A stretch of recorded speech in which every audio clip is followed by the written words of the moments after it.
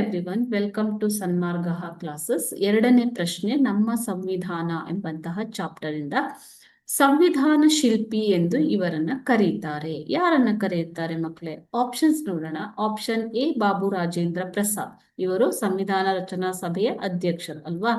Option B doctor BR Ambedkar. Option C Chakravarti Rajagopalachari. Option D Jawaharlal Nehru. Okay, ಸಂವಿಧಾನ ರಚನಾ ಸಭೆಯು ರಾಷ್ಟ್ರಕ್ಕೆ ಸಂಬಂಧಿಸಿದ ವಿಷಯಗಳನ್ನ ಪರಿಶೀಲಿಸಲು 22 ಸಮಿತಿಗಳು ಹಾಗೂ ಕೆಲವು ಉಪಸಮಿತಿಗಳನ್ನ ರಚಿಸಿತು. ಅವುಗಳಲ್ಲಿ ಮುಖ್ಯವಾದದ್ದು ಅಂತಂದ್ರೆ ಸಂವಿಧಾನ ಕರಡು ಸಮಿತಿ. ಓಕೆ, ಕರಡು ಸಮಿತಿ. ಈ ಕರಡು ಸಮಿತಿಗೆ ಅಧ್ಯಕ್ಷರಾಗಿದ್ದವರು doctor BR Ambedkar. Doctor BR Ambedkar ನಮಗೆ ಕರಡು ಸಮಿತಿಯ ಅಧ್ಯಕ್ಷರಾಗಿದ್ದಂಥವು.